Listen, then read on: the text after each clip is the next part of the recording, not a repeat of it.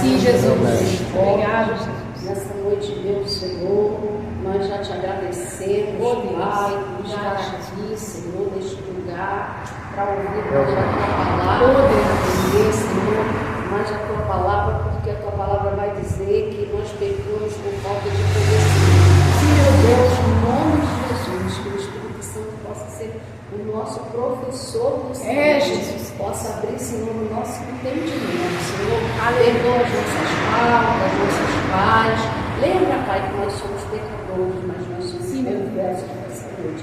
Senhor, em nome de Jesus, Senhor, conosco mais uma vez, obrigada por ter nos ajudado até aqui, em nome de Jesus.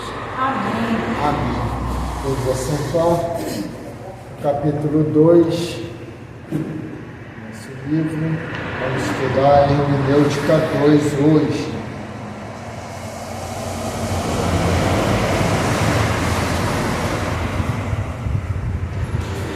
A aula também ela é bem rápida. Vai ser o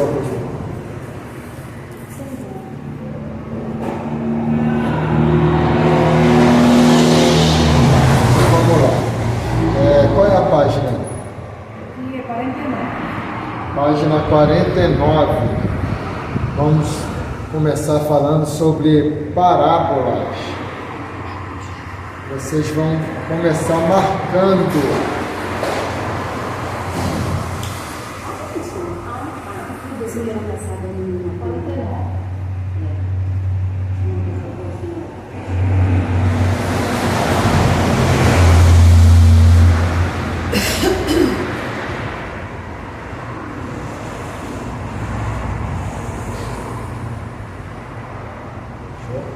Então vamos marcar aí. Parábolas são narrações alegóricas destinadas a transmitir verdades importantes nas Escrituras. As parábolas ensinam verdades celestiais.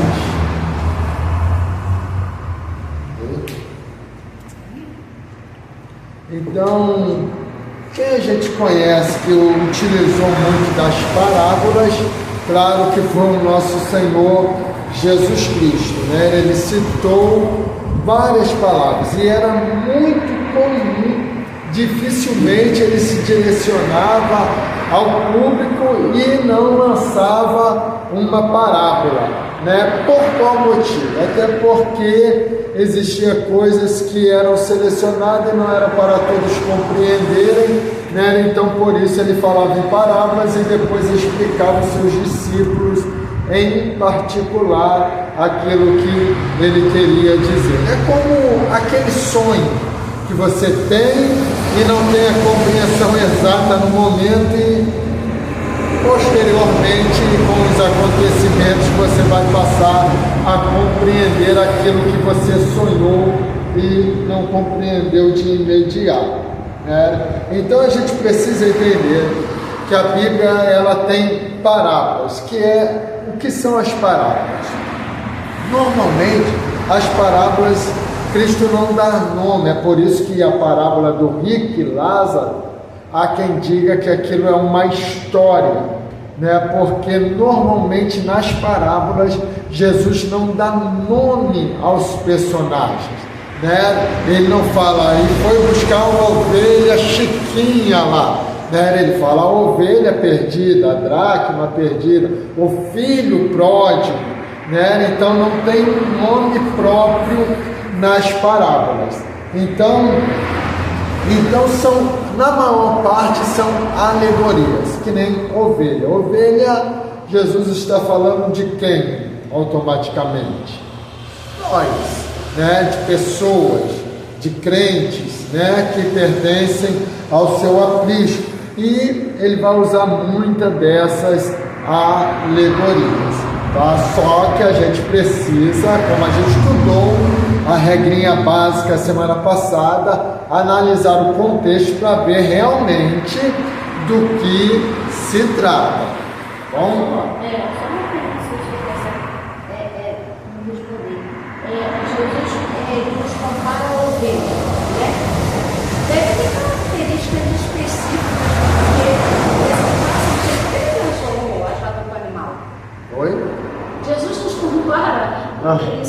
questão de perguntar, se você achar que eu... Não, pode falar.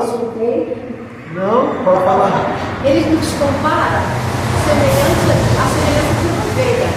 Porque a ovelha tem características específicas, tem alguma ligação, porque ele poderia ter nos comparado com qualquer outro tipo de animal. Sim, é por causa da obediência que ela tem ao pastor.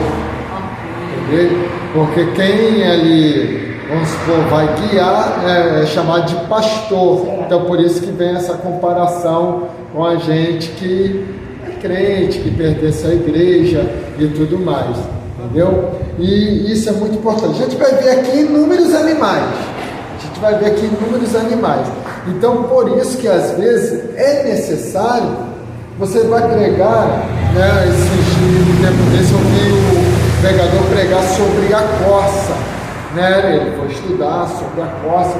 Então ele trouxe algo tão tremendo sobre a corça, porque ele estudou sobre a corça, está na Bíblia. Então, para você compreender, você tem que estudar o animal, né? Basicamente de sede por água, não é isso? Isso, né? E a questão dela procurar a água era exatamente para fugir do predador, porque ela exalava o odor, né? Então, quando ela entrava na água, o odor dela cessava, então ela se escondia do predador. Entendeu? Aí vamos aqui agora.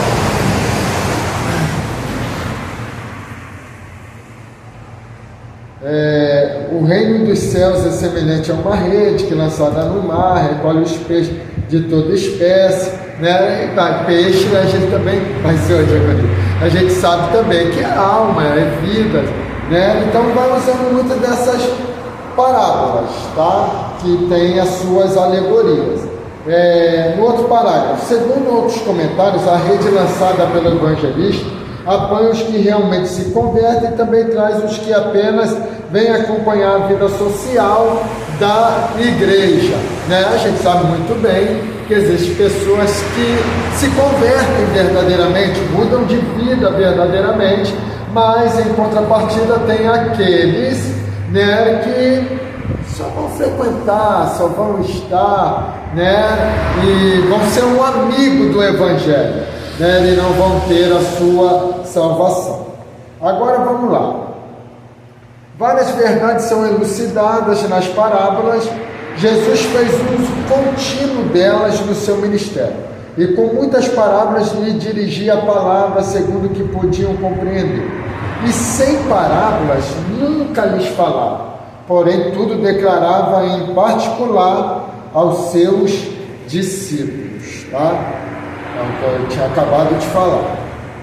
Aí vocês pulem esse pequeno parágrafo aí e vamos para onde está escrito ordinariamente, sabe? Só pula um parágrafozinho aí de 3 linhas e eu ordinariamente. A parábola tem por escopo mostrar um fato importante. Dela não devem ser tiradas à força lições de cada pormenor, pois algumas partes são apenas complementos da história apresentada. Nunca devemos esquecer, as parábolas não são para produzir doutrinas. Seu objetivo é ilustrar as verdades que Jesus quis ensinar, né? Então, é isso que a gente precisa entender. Numa parábola, a gente precisa compreender o foco principal, né? Como a parábola das 100 ovelhas, né? Qual é o foco principal na parábola? As ovelhas, né? Então, a gente precisa se atentar para isso.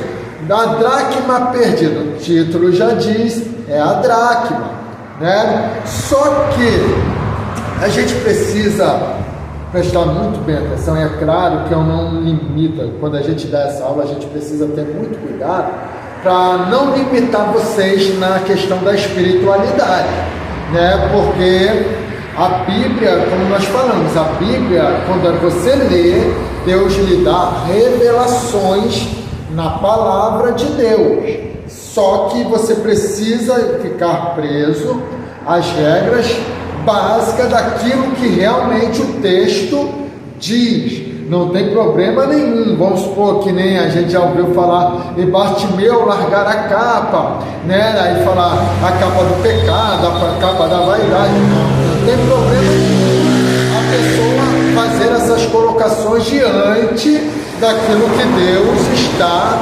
revelando a ele, né? Ele não pode aferir o texto levando por algo fora daquilo que condiz com o texto realmente, que nem 10 dracmas, né? Não tem problema nenhum, o pregador está ali ilustrar que a dracma é um dom, né? Mas é claro que ali, o foco ali é almas, né? Então, aquelas parábolas Jesus está narrando ela com o foco principal de que é importante para ele, né? E ele está disposto a mover céu e terra por causa de Então ele vai mostrar o pastor que deixa as 99, esse deixar não é abandonar, né? Deixa ali guardadas as 99 e vai em busca da ovelha que se perdeu. E a mulher que tem as 10 dracmas, que era um bem precioso para ela, né? Ela vai fazer uma faxina na casa até encontrar a dracma perdida, né? Então Jesus ele narra essas parábolas para a gente ter a compreensão, né, do quanto uma alma é valiosa para ele. Bom, e aí vem a parábola também do filho pródigo, né? Tudo ali em Lucas, essas 3 parábolas. Então vamos lá. Há nos evangelhos 11 parábolas citadas somente por Mateus, 2 só por Marcos, 7 apenas por Lucas e 3 unicamente por Mateus e Lucas. 7 são citadas por Mateus, Marcos e Lucas. Mateus 5, 9, 13, 21 e 24, Marcos capítulo 2, capítulo 2, 4, 12, 13 e Lucas capítulo 5, 8, 13, 20 e 21. Tá? Então essas são parábolas citadas, né, por Mateus, Marcos e Lucas. Aí vocês vão marcar agora, além das muitas parábolas citadas nos evangelhos, há também parábolas no Antigo Testamento.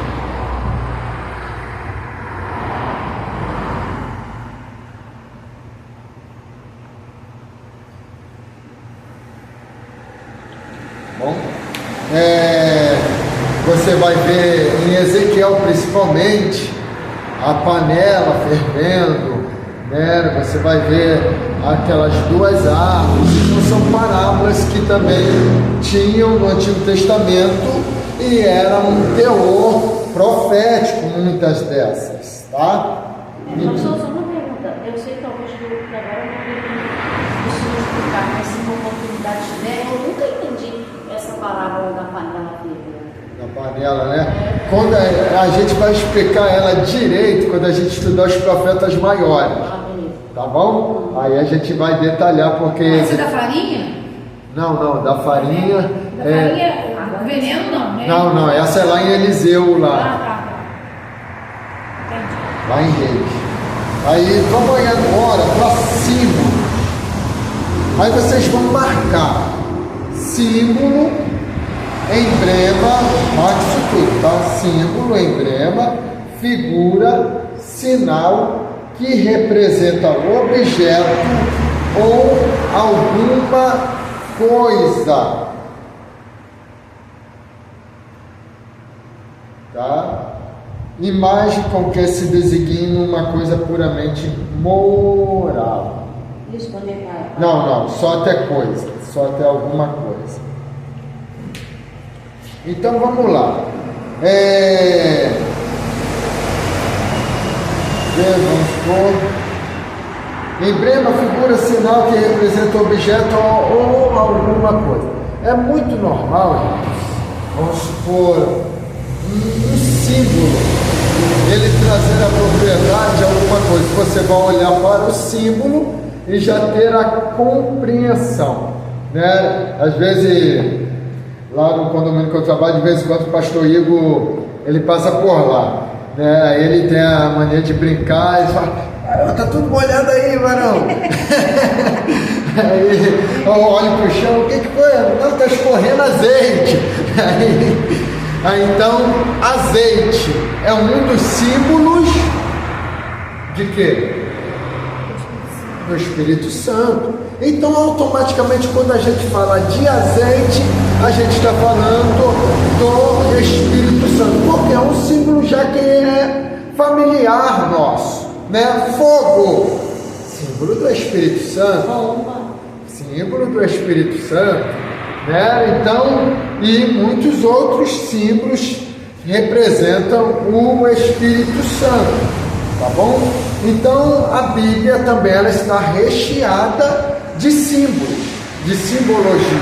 Então, a gente precisa ter essa particularidade para a gente ter a compreensão na hora que a gente for ler. Só que, é o que eu falei para vocês, analisar o contexto, né? Porque nem sempre quando a Bíblia está falando fogo, ela está falando do Espírito Santo, né? Vamos por lá em Tiago. Tiago diz que a língua é como uma fagulha que pode incendiar uma floresta, né? Como um exemplo que eu falei, que me convidaram para pregar, e o tema era: sem lenha o fogo se apaga, né? Ali não estava falando do Espírito Santo, também estava falando da língua, de ser maldizente, porque o versículo vai terminar assim: não havendo maldizente, cessará a contenda, né? É um versículo só que isolaram só a parte A do versículo, né? E fizeram o tema. Então nem sempre fogo vai estar falando do Espírito Santo. Então por isso que a gente precisa se atentar ao contexto, para a gente não fazer a interpretação errada do símbolo, tá bom? Então vamos lá. Pula um parágrafo depois que vocês marcaram e vão para o outro. A simbologia da Bíblia é riquíssima, tanto no Velho quanto no Novo Testamento. Daí a necessidade de um estudo aprimorado dos símbolos bíblicos para interpretar o que o escritor apresenta. Quer ver? O pão da ceia simboliza o quê? O corpo de Cristo, né? O cálice, sangue de Cristo. Então são símbolos que a gente já está familiarizado, tá? Aí vocês vão marcar agora: profecias, parábolas, milagres e mensagens foram muitas vezes apresentadas em linguagem simbólica.